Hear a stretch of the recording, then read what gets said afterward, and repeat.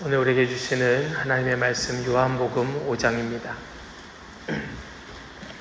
우리에게 주시는 하나님의 말씀 요한복음 5장 19절부터 29절까지의 말씀입니다.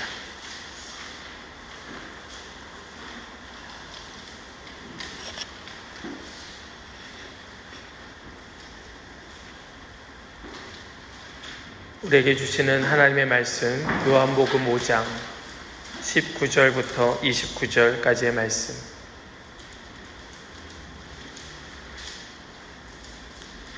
우리 찾으셨으면 한 절씩 교독하겠습니다.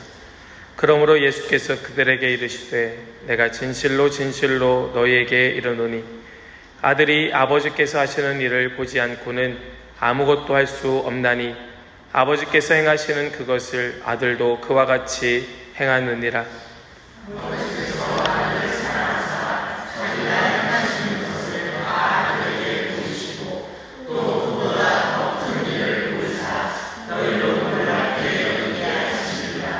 아버지께서 죽은 자들을 일으켜 살리심같이 아들도 자기가 원하는 자들을 살리느니라.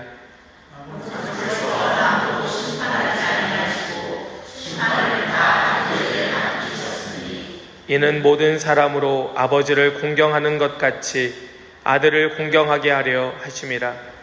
아들을 공경하지 아니하는 자는 그를 보내신 아버지도 공경하지 아니하느니라.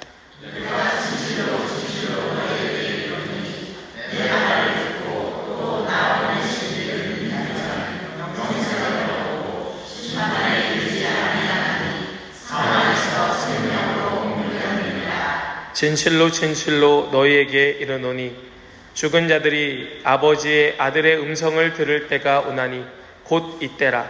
듣는 자는 살아나리라.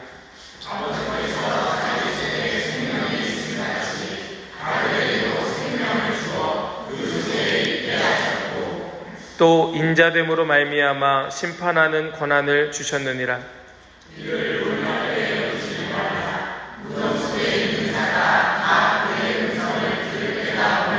함께 읽겠습니다. 선한 일을 행한 자는 생명의 부활로, 악한 일을 행한 자는 심판의 부활로 나아오리라. 아멘. 살아계신 하나님의 말씀입니다. 아멘. 우리 기독교의 가장 핵심 중에 핵심을 꼽으라면 그것은 아마 부활일 것입니다. 특별히 부활 중에서도 몸의 부활, 이것이 기독교의 교리 가운데 근본 중에 근본이라 할 수 있습니다. 만약에 우리에게 이 부활이 없다면 이 기독교는 다른 타 종교와 별반 다르지 않을 것이에요. 그저 현세의 만족을 주고 현세의 평안을 주는 종교에 불과하겠죠. 예수님은 십자가의 죽음을 당하시기 전에 내가 다시 살아날 것이다 라고 말씀해 주셨고, 그 말씀을 남기셨던 것 그대로 3일 만에 부활하셨습니다. 사망 권세를 완전히 깨뜨리셨고, 그 예수님께서 우리에게 그 사망의 권세를 깨뜨린 그 권세를 가지고 우리에게 귀한 선물을 주셨는데, 그것이 바로 부활의 믿음이고 영원한 나라로 인도함입니다. 이것이 부활의 주님께서 우리에게 주신 가장 귀한 선물이에요. 부활의 믿음과 영원한 생명으로의 인도함. 우리가 예수님을 믿는다는 것은 이 두 가지에 대한 확신입니다. 이것이 우리의 신앙의 고백이에요. 나는 다시 살 것을 믿어.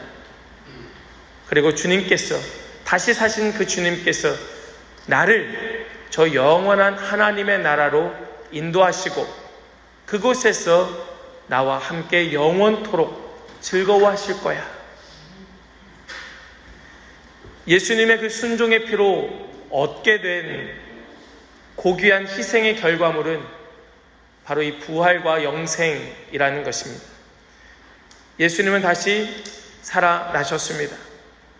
예수님께서 살아나실 수 있었던 것은 그분이 죽으셨기 때문이었고, 그분에게 우리와 동일하게 그 부활에 대한 믿음이 있으셨기 때문이었습니다. 히브리서 9장 27절 말씀을 보면 이렇게 말씀합니다. 한 번 죽는 것은 사람에게 정해진 것이요 그 후에는 심판이 있을 것이다. 한 번 죽는 것은 사람에게 정해진 것이다. 그러니까 우리에게 부활의 믿음이 있다는 것, 부활의 신앙이 있다는 것은 바로 우리의 죽음을 어떻게 인식하고 그 죽음을 어떻게 바라보느냐 하는 것에 대한 바로 주님의 정답이 되겠죠. 우리는 이 히브리서의 말씀을 인용하지 않더라도 우리는 우리의 인생이 유한한 삶이라는 사실을 이미 알고 있습니다. 우리의 인생의 마지막에는 죽음이 있다는 사실을 누구도 부인하지 않습니다. 그럼에도 불구하고 부활의 믿음을 갖고 있는 자는 이 한 번 정해진 죽음이 끝이 아니라 새로운 시작의 출발점이라는 사실을 아는 자인 것이죠. 예수님께서 그 사실을 증명해 주셨고 우리는 그것을 확신 가운데 살아가는 자가 되었습니다. 그리고 그 심판의 결과는 영생 아니면 영벌, 영원한 형벌 둘 중에 하나가 된 것이죠. 사랑하는 여러분, 우리 예수님은 우리를 위하여 부활하신 것입니다. 여러분, 예수님께서 죽으실 이유도 없으셨지만 예수님 부활하실 이유가 있으셨을까요? 예수님 굳이 부활하실 이유가 있으셨습니까? 예수님 죽으실 이유도 없지만 그 주님께서 그냥 하늘로 가시면 돼요. 그리고 하나님 그 우편에 앉으셔서 하나님의 뜻대로 통치하시면 됩니다. 그럼에도 불구하고 우리에게 이 부활의 소망을 주시기 위하여 주님은 부활하셨고 우리에게 그 감격을 허락하여 주셨어요. 그래서 우리는 이 부활의 소망을 가지고 살아갈 때 이 변하지도 않고 또 철회되지도 않는 이 감격 가운데 살아가는 것이 이 부활의 새 생명을 얻게 된 바로 그리스도인 그들의 삶의 모습인 것입니다. 중요한 것은 사단이 오늘도 우리의 마음에서 그 마음을 뺏어간다는 것이에요. 우리가 그것을 경계하지 않는다는 것입니다. 지금 이 시대가 그런 우리의 마음을 내버려 두지 않는다는 것이에요. 여러분은 얼마나 부활에 대한 소망을 가지고 살아가고 계십니까? 몇 차례 말씀드린 적 있는 것 같은데요. 우리 기독교인, 그리스도인들이라고 하는 것은 마라나타, 주 예수여 오시옵소서, 바로 이 소망을 가지고 사는 자가, 예수님 다시 오실 것을 소망하며 사는 자가 그리스도인이라 말씀을 드렸습니다. 그러면 우리가 어떻게 다시 오실 주님을 기쁨으로 맞을 수 있습니까? 그 자는 바로 이 부활의 소망을 가진 자라는 사실입니다. 오늘 본문의 말씀은 우리에게 그 사실을 분명하게 깨닫게 하고 있습니다. 여러분들은 얼마나 그 사단에게 마음을 빼앗기지 아니하고 매일매일 그 부활의 감격에 그 소망을 두고 살아가고 계시는가 하는 말씀이에요. 오늘도 나를 위하여 죽음을 이기시고 다시 사신 그 예수님, 그분이 너무나 감사해서 주님, 내가 호흡하는 것이 감사합니다. 주님, 내가 오늘도 살아있음이 감사합니다. 오늘도 내가 이 길을 걷고 있는 것이 감사합니다.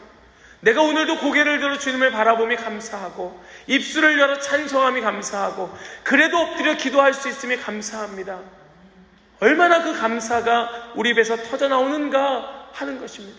우리 집사님 기도해 주셨지만 우리 얼마나 쉽게 하나님 원망하는지 몰라요. 솔직히 말씀드려 제가 요즘 한 2주 동안 마음이 굉장히 번민 가운데 있었습니다. 아시는 분들 아시겠지만 이 예배 때마다 얼마나 방해와 공격이 심한지 몰라요. 새벽 예배 때 갑자기 방송이 꺼지고 안 돼서 중간에 갑자기 다시 방송을 켜는 일도 있었고요. 여러 가지 일들이 계속해서 일어나고 있습니다. 1일 1사건이에요. 마음이 괴로워요. 너무나 여러분들 이해하실 수 있을지 모르겠지만 너무 고통스러워요. 여러분, 그럼에도 불구하고 기도하며 엎드리면 기도할 수 있음에 감사의 눈물이 터져 나오는 것입니다. 그래도 주님 감사합니다. 주님 그래도 감격스럽습니다. 우리가 함께 모여 예배할 수 있음에 감사하고, 우리에게 함께 기도할 수 있는 기도의 동역자들이 있음에 감사하고, 이 공동체가 존재함에 감사합니다. 그것이 주님의 은혜입니다. 이것이 예수님께서 다시 사셨음에 대한 감격의 표현인 줄 믿습니다. 예수님께서 그 살아나신 그 살아남 때문에 우리에게 주어진 감격입니다. 사랑하는 여러분, 예수님께서 처형당한 그곳, 그 도시에서 교회가 시작되었음을 기억하시기 원합니다. 예수님께서 죽으신 그 예루살렘에서 교회가 시작되었다는 사실을 잊어서는 안 됩니다.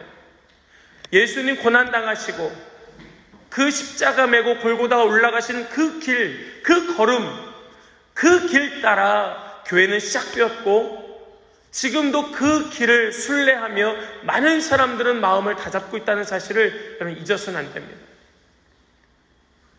여러분, 우리가 함께 모여 예배하며 우리 첫 예배 시작하였던 그 감격이 어떤 감격 가운데 시작되었습니까? 온전히 주님을 예배할 수 없는, 정말 주님만 기뻐할 수 없는 그 고통 가운데에 그 감격을 기뻐하며 누리며 시작된 것이 우리 교회의 시작이 아니었습니까? 우리 이것을 잊어서는 아니 된다는 말씀이에요. 그러므로 교회는 이 부활로 말미암아 시작되었다는 것, 우리가 이것을 꼭 기억하며 그 감격 가운데에 누릴 수 있게 되기를 간절히 소망합니다. 교회의 이 부활이라고 하는 교리는 교회가 시작되고 몇백 년이 흘러서 시작된 교리가 아닌 부활로 말미암아 교회가 시작되었다는 것입니다. 그러므로 우리도 오늘 존재할 수 있는 까닭은 예수 그리스도의 그 부활의 그 믿음, 우리를 영원한 생명으로 인도하시는 그 인도함으로 말미암아 우리 교회가 오늘 존재할 수 있음을 기억하고, 오늘 우리가 그 구원의 감격에, 그 부활의 믿음의 소망에 우리 감격에 있기 원한다 하는 말씀입니다. C.H. 도드라는 찰스 헤럴드 도드라는 유명한 신학자가 이런 말을 하였습니다.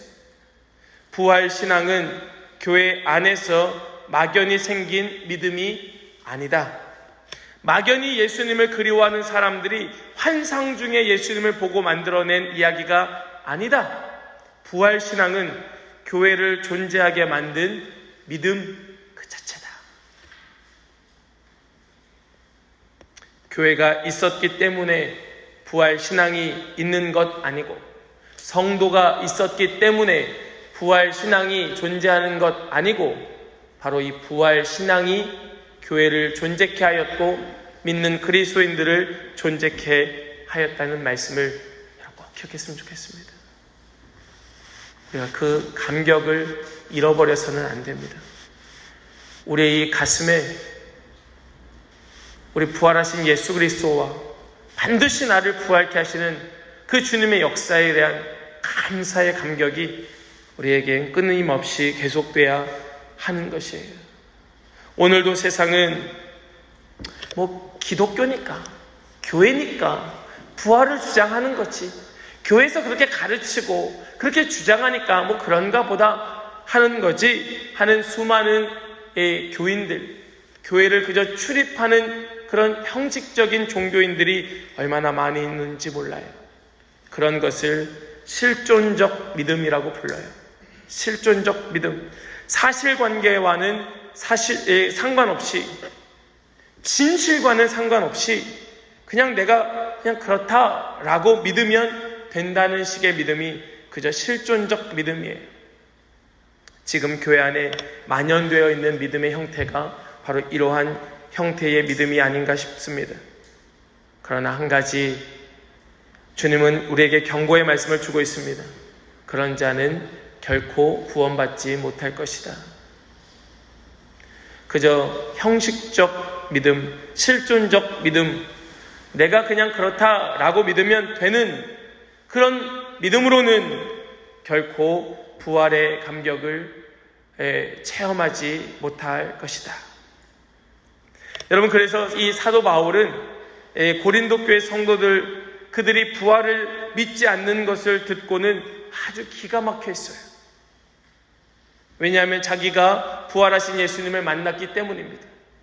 오늘 본문에서 예수님께서 가르쳐 주시고 또 보여주시는 그 부활에 대한 말씀의 감격이 고린도 교회 사람들에게는 없었던 것입니다. 사도 바울은 분명히 부활의 주님을 만났고 끝까지 그 부활의 주님을 증거하였습니다. 우리 이러한 부활에 대한 어떤 주장들을 어떤 논증으로 한번 정리해 보았는데, 우리 화면을 보시면서 같이 한번 우리가 이 논증을 한번 읽어보면서 우리가 정말 이렇게 믿고 있는가 하는 것을 한번 스스로 되새겨 보았으면 좋겠습니다. 같이 한번 이 논증을 한번 읽어보겠습니다. 시작. 부활이 없다면 예수님도 부활하지 못했을 것이다. 부활이 없다면 하나님께서 예수님을 살리지 않으셨을 것이다. 부활이 없다면 아무도 부활의 소망을 가질 수 없을 것이다. 부활이 없다면 우리 믿음도 다 소용없는 것이 된다. 부활이 없다면 우리는 거짓말쟁이가 될 것이다. 부활이 없다면 세상에서 가장 불쌍한 사람은 예수 믿는 사람이다. 아멘. 그렇습니다. 여러분, 이것이 참됩니다. 예수님은 우리에게 오셔서 오늘도 부활의 모습으로 그 예배의 주인 되시어 우리 가운데 임재해 계시고 가장 아름다운 예배 될 수 있도록 우리를 이끌어 주고 계십니다. 하나님 앞에 경배하는 그 경배가 진정한 행복이라는 사실을 깨닫게 해주고 계시고, 그 부활로 우리의 삶에 진정한 비전을 꿈꾸게 하여 주십니다.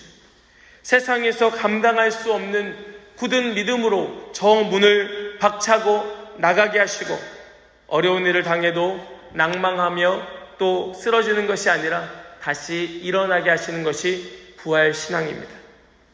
여러분, 사람이 어느 정도 경지에 오르면 해안이 열린다고 합니다. 각 분야에서 어느 정도 위치에 올라가면 보는 눈이 생기잖아요. 우리 살림을 해도 마찬가지 아닙니까? 살림을 하다 보면 노하우라는 것이 생기고 해안이 열려져서 이렇게 하면 될 것 같잖아요. 그렇지 않습니까? 어떤 분야에 10년 이상 종사하다 보면 남들 알지 못하는 그런 눈이 열려지게 돼요. 그런데 그것보다 더 위의 지경으로 올라가게 되면 이런 눈이 열린다고 합니다. 아무 것도 쓸데없다. 유명하다는 것도 쓸데없고, 성공했다는 것도 별거 아니고, 부유하다는 것도 아무 소용없구나. 한때 건강하다는 것도 대단한 일 아니며, 사람들로부터 칭찬을 듣는 것도 허무한 일이구나. 다 물거품처럼 사라질 뿐이지 라는 지경에 올라가게 된다고 해요. 여러분, 그것이 불교에서 말하는 해탈의 경지입니다. 사람의 마음이 그렇습니다. 어느 정도 지경에 올라가면 막 지혜의 눈이 열려져서 남들이 하지 못하는 일들 막 조언도 하고 가르쳐 주기도 하고, 정말 그 일에 탁월한 자가 되어서 그 탁월함을 나타내기도 하지만, 그 지경이 넘어가면 아무것도 아니라는 사실을 깨닫게 되는 거예요. 그리고 어떻게 합니까? 다 내려놓는 거죠. 아무것도 아닌데 뭐하러 붙들고 있습니까? 다 내려놓는 거예요. 심지어는 스스로 자기의 생명까지도 다 포기해버립니다. 의미 없는 인생이니까. 아무 의미 없는 인생을 왜 붙잡고 있습니까? 전부는 아니겠지만 많은 자살하는 사람들의 경우에 바로 놓치고 있는 것이 바로 이것입니다. 부활의 신앙이 없어요. 부활의 소망이 없습니다. 어느 정도 경지에 올라가 눈이 확 열려져 버린 거예요. 아무 소용없구나. 이거 의미 없구나. 이거 해도 별 의미가 없는 일이구나 라는 사실을 깨달으니까 그냥 확 놓아버리는 것이죠. 그런데 여러분, 진정한 부활의 소망을 가진 자라면 어떻게 하겠습니까? 내가 죽어도 다시 살아나는데 어떻게 죽을 수가 있습니까? 여러분, 그러니까 우리가 자살하면 죄다 라고 정죄하듯 말하는데, 여러분, 우리가 그렇게 말할 필요도 없습니다. 왜 그것이 성경적으로 말씀적으로 잘못되었는가? 그것은 부활의 소망이 없는 것이기 때문에 그래요. 여러분, 그 인생이 다시 살아날 것에 대한 소망이 있다면 그렇게 함부로 목숨을 끊을 수가 있겠습니까? 진정한 부활의 신앙을 가진 자는 그 인생에 끈을 놓지 않습니다. 왜냐하면 다시 살아날 건데, 다시 살아야 하는데 어떻게 포기합니까? 그래서 진정한 부활의 신앙을 가진 자는 그 소망을 가지고 지금도 나를 이끌어주시는 그 주님의 뒤를 바짝 쫓아가는 자, 그래서 그 삶에 진짜 참으로 즐거워하며 기뻐하며 감사하게 되는 자가 부활 신앙을 가진 자라는 것입니다. 그래서 오늘 말씀의 제목이 무엇입니까? 오늘 말씀의 제목이요, 바로 이 부활 신앙으로 무장하라는 것입니다. 삶을 함부로 여기지 말고, 이 삶을 가볍게 보지 말고, 삶에 낙심하고 절망하지 말고, 괜히 이 삶에 끈을 놓지 말고 될 대로 되라는 식의 삶을 살아가는 것이 아니라, 정말 나를 위하여 악착같이가 아니라 하나님을 위하여 악착같이 살아야 된다는 것입니다. 이게 부활신앙으로 무장한 자의 모습인 것이에요. 그리고 오늘 우리가 읽은 이 요한복음 5장의 말씀에서는 예수님께서 바로 그러한 자에게 열어주시는 눈이 있음을, 보게 하시는 것이 있음을 가르쳐주고 있는 것이 바로 오늘 본문의 말씀인 것입니다.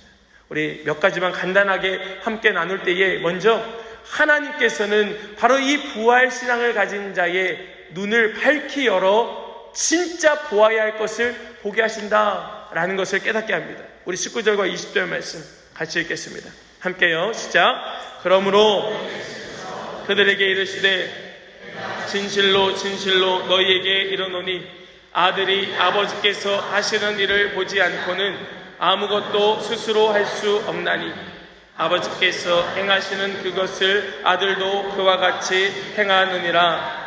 아버지께서 아들을 사랑하사 자기가 행하시는 것을 다 아들에게 보이시고 또 그보다 더 큰 일을 보이사 너희로 놀랍게 여기게 하시리라. 아멘. 아멘.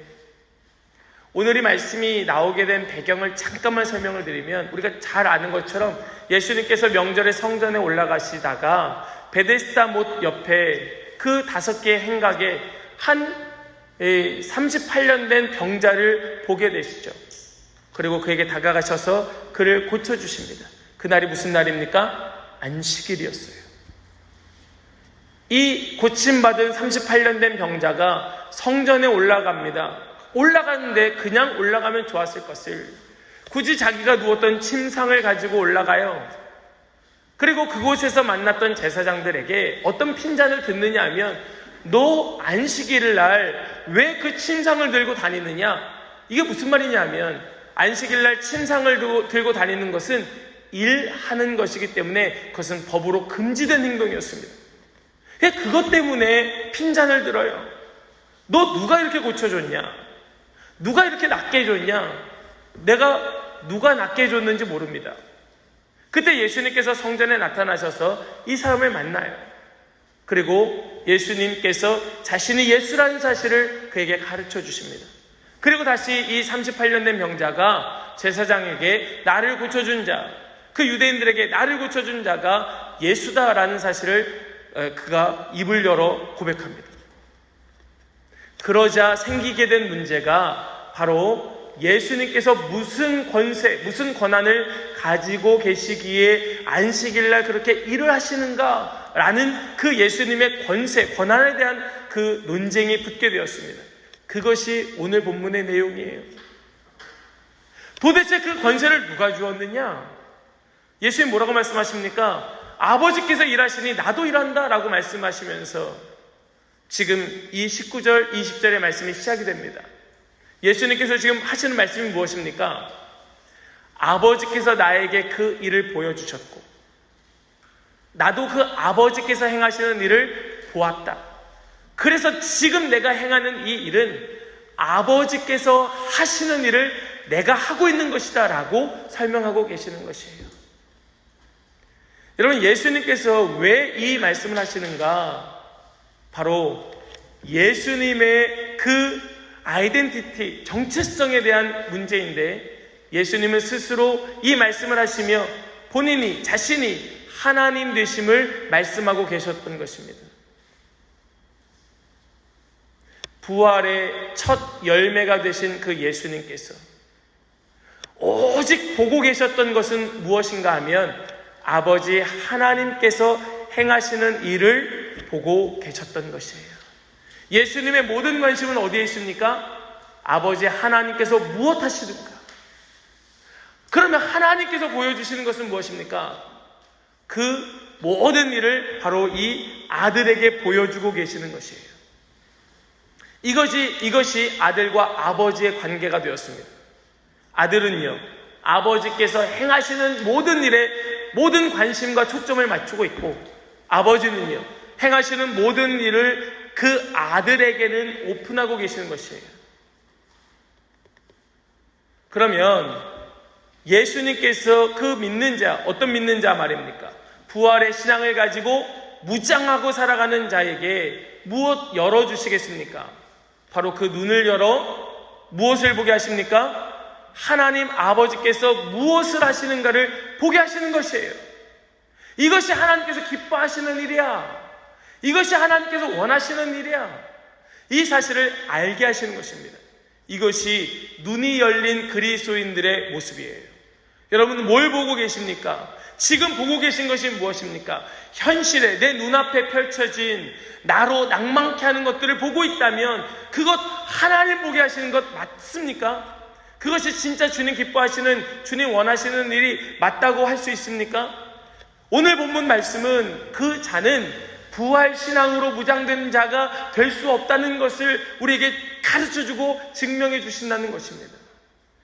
여러분, 우리가 정말 냉철한 눈으로 어떤 부정적인 일을 보고 이것을 어떻게 하여야 정말 긍정적인 좋은 일로 바꾸어낼 수 있을까를 보는 그런 냉철한 눈이 필요함에 틀림없습니다. 그러나 그것과 부정적인 눈은 다릅니다. 그것으로 말미암아 내 자신이 자꾸 절망하게 되고, 그것으로 말미암아 정말 내 자신이 자꾸 실패자 같고, 다른 사람들 정죄하게 만드는 것은 부정적인 눈이고, 그 눈으로 말미암아 자꾸 하나님 기뻐하시는 일로 내 삶의 방향성이 옮겨지게 된다면 그것은 냉철한 눈이 될 수 있다는 사실입니다.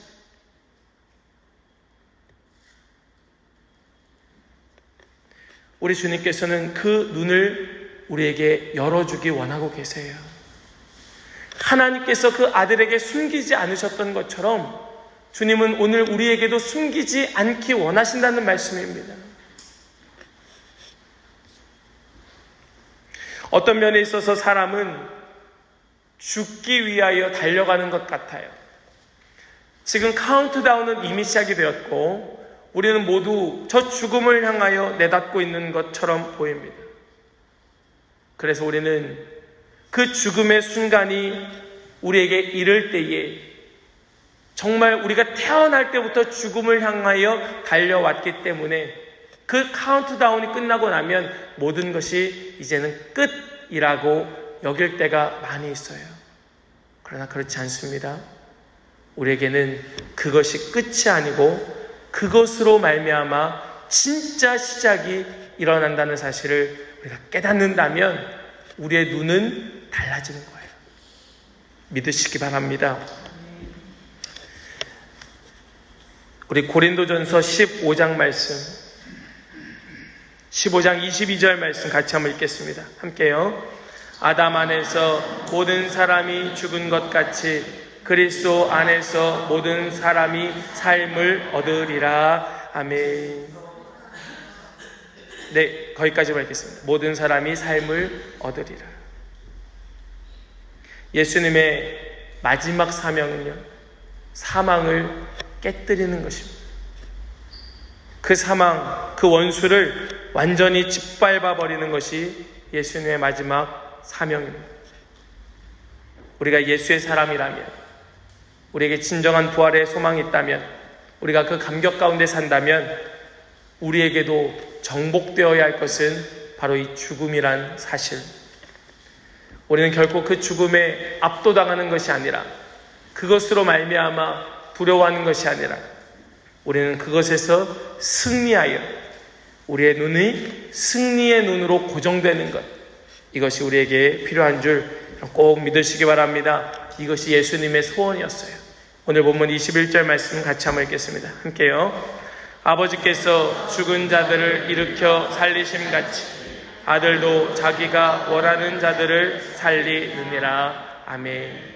저는 저와 여러분들이 바로 이 예수님의 소원이신 살리기 원하시는 자, 그것이 바로 저와 여러분들인 줄 믿습니다.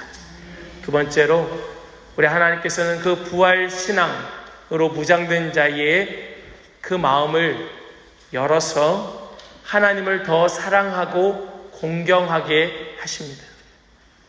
우리 23절과 24절 말씀을 같이 한번 읽겠습니다. 함께 읽겠습니다.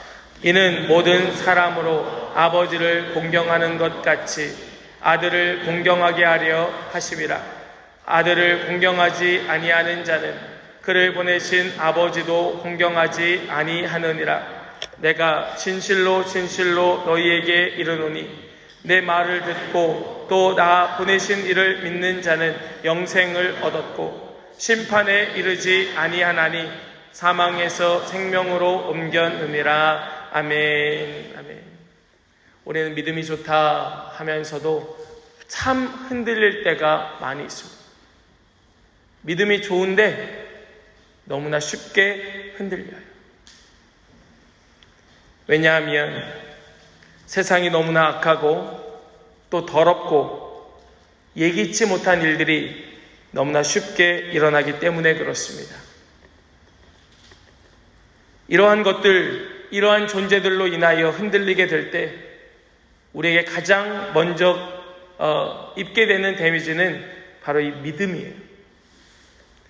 뭔가 흔들릴 때에 가장 큰 타격은 우리 안에 믿음입니다. 그런데 오늘 말씀은 흔들리지 말라, 흔들릴 이유가 없다라고 말씀해 주십니다. 왜냐하면 예수님께서 그 모든 권한을, 권세를, 심판자로서의 그 직함을 예수님께서 갖고 계시기 때문이다 라는 것입니다. 사람들은 하나님을 공경한다 하면서 예수님을 공경하지 않았습니다. 사람들은 하나님을 예배하며 그분을 높인다 하면서 예수님을 무시하였습니다. 그런데 예수님께서 하시는 말씀이 무엇이냐면 그런 자는 하나님을 공경하는 자가 아니라 말씀하고 계십니다. 하나님을 정말 공경하는 자는 예수님을 공경하는 자가 바로 하나님을 공경하는 자다라고 말씀해 주세요. 여러분, 그 뜻은 무엇이냐면, 그 뜻은 하나님께서 원하시는 것은 무엇이냐면 우리 하나님을 더 공경하는 자들로 만들기 원한다는 것이 지금 예수님의 말씀의 의미인 것입니다. 목적은 너희들 나를 공경해야 돼 라는 것이 말씀의 핵심이 아니고 나를 공경함으로 인하여 우리 아버지 하나님을 더 높여야 돼 라는 것을 지금 말씀하고 계시는 것이에요. 예수님의 마음의 중심은 하나님께 초점이 맞춰져 있습니다. 그래서 바로 이 자들, 지금 이 예수님과 논쟁하는 자들을 비롯하여 예수님을 믿고 부활 신앙으로 인하여 무장된 자들에게 바로 이 예수님을 통하여 하나님을 더 사랑하며 하나님을 더 공경하여 그분을 높이도록 이끌고 계시는 것이 바로 예수님의 말씀인 것입니다. 예수님께 그 권세가 있다는 것이에요. 여러분, 그 권세가 예수님께 있음을 믿으시기 바랍니다. 여러분, 우리는 기독교인이잖아요. 그리스도인이잖아요. 우리는 예수님을 믿는 자들이잖아요.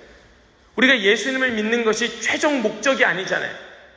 우리가 예수님을 믿는 종교임에 틀림없지만 우리가 예수님을 믿는 까닭은 예수님께서 모든 방향성을 하나님께 두고 계시기에 우리도 그 예수님 믿어 예수님 닮아 하나님께 방향성을 두는 것, 이것이 바로 그리스도인들 기독교의 핵심인 것이에요.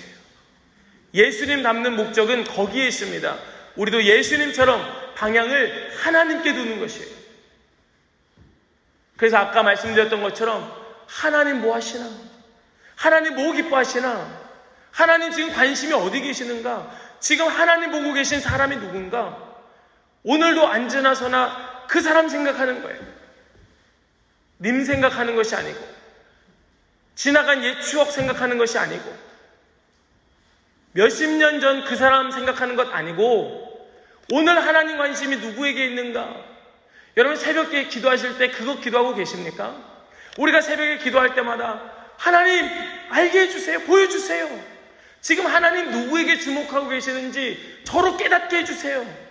기도하는데 그분의 마음이 제 마음에 확 들어와서 그분의 기도 제목이 내 기도 제목이 되고 그분의 눈물이 내 눈물이 되어서 아침에 기도할 때마다 그분 때문에 막 마음이 막 불같이 일어나고. 여러분, 꼭 우리 성도들 한 사람 한 사람 다 불러가며 기도 다 못해도 상관없습니다. 오늘 나에게 주시는 그 마음 붙들고 하나님 관심 갖고 계신 그분 놓고 오늘 하루 열심히 기도하면 그것으로 하나님 마음 기뻐하시는 줄 믿습니다. 이것이 우리의 방향성을 하나님께로 돌리시는 예수님의 역할이었던 것입니다. 예수님을 공경하느냐? 바로 그 자가 하나님을 공경하는 자이다 라고 말씀하고 계시는 것이에요. 그 권세가 예수님께 있다는 것입니다. 여러분, 우리 마태복음 28장 말씀 같이 한번 읽겠습니다.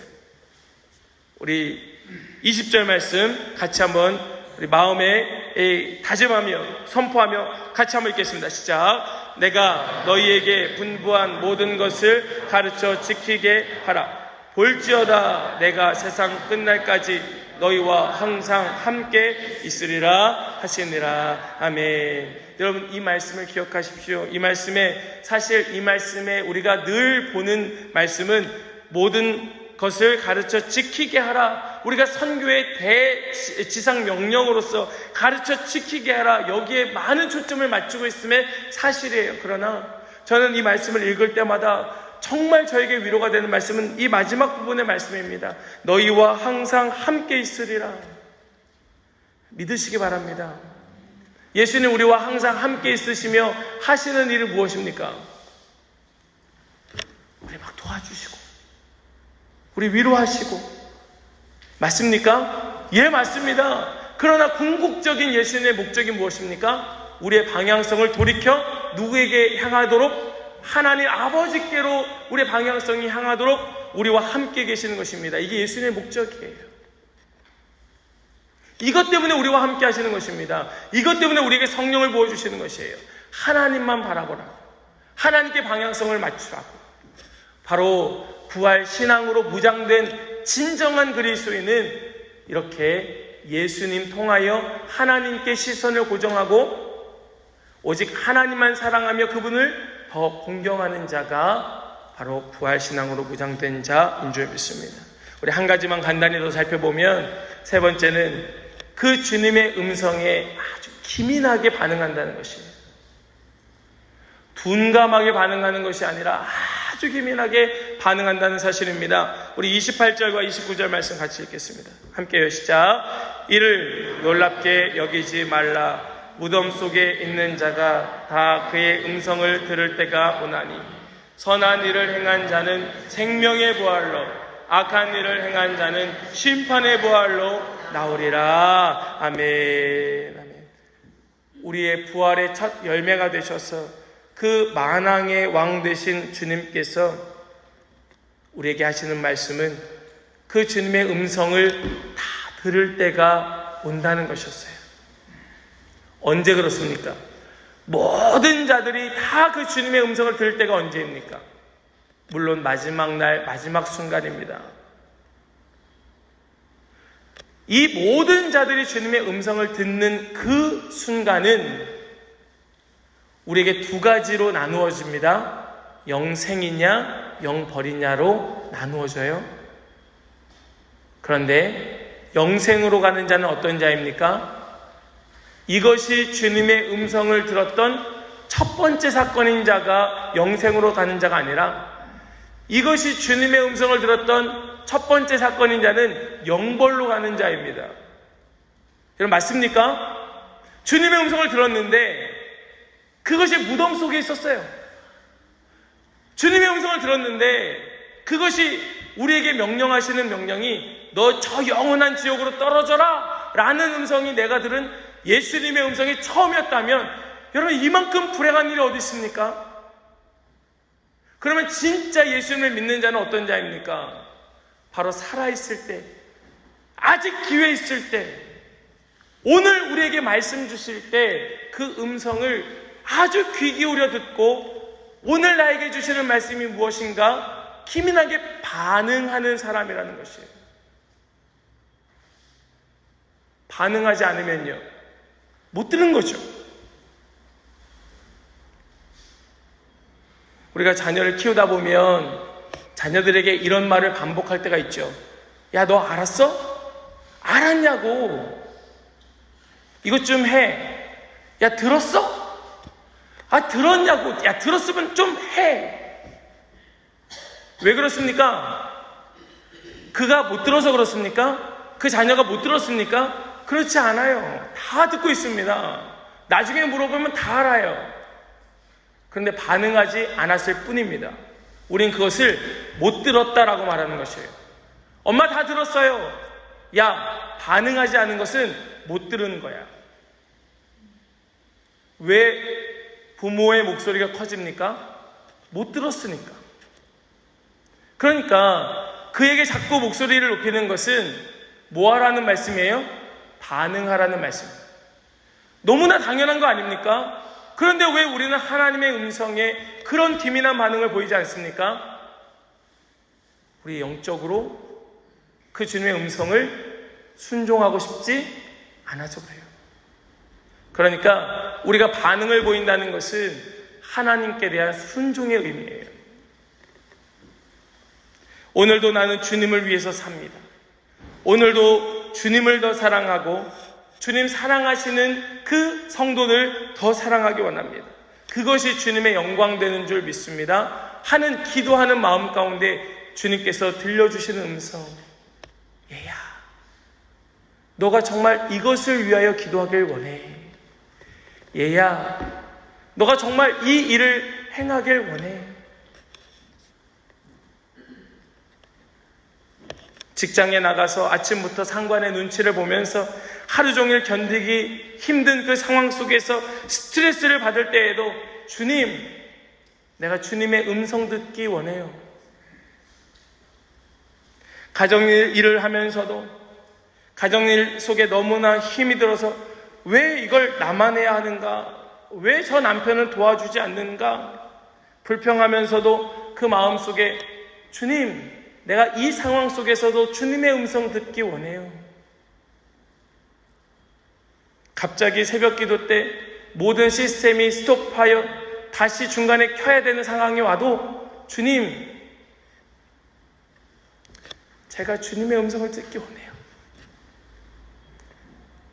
정말 기도하는 성도의 그 삶에 그 묶인 문제가 풀리지 않을 때에도 주님, 내가 정말 주님의 음성을 듣기 원해요. 관계가 소원해져서 해결책이 보이지 않아도 주님, 내가 주님의 음성 듣기 원해요.